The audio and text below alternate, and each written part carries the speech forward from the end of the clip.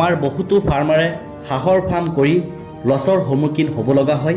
কাৰণ বহুত ফাৰ্মাৰে 1ৰ পৰা 30 দিন 35 দিনলৈকে ফুল্লি কমাৰ্চিয়েল ফিড খুৱাব। তাৰপিছত সেই ফাৰ্মাৰসকলে চিন্তা কৰে যে এনেকৈ যদি হাঁহবিলাকে দানা খায় তেনেহ'লে আমি হাঁহৰ ফাৰ্ম কৰি কেনেকৈ লাভ কৰিব পাৰিম। বন্ধুসকল, সেই চিন্তা কৰি ফাৰ্মাৰসকলে ভাত খুৱাই ধানৰ মল চাপৰ যি পায় আৰু ঘৰুৱা খাদ্য আমাৰ হাঁহবিলাকক দিবলৈ চেষ্টা কৰে।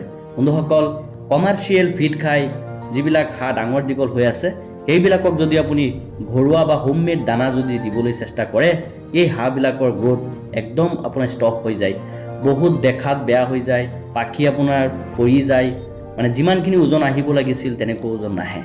তো এই চিন্তাটো কিয় কৰে? কাৰণ হাঁহ ফাৰ্ম এটা কৰিবলৈ হ'লে কেই বেগ আচলতে দানা লাগে এই হিচাপটো আমাৰ বহুত ফাৰ্মাৰে নাজানে।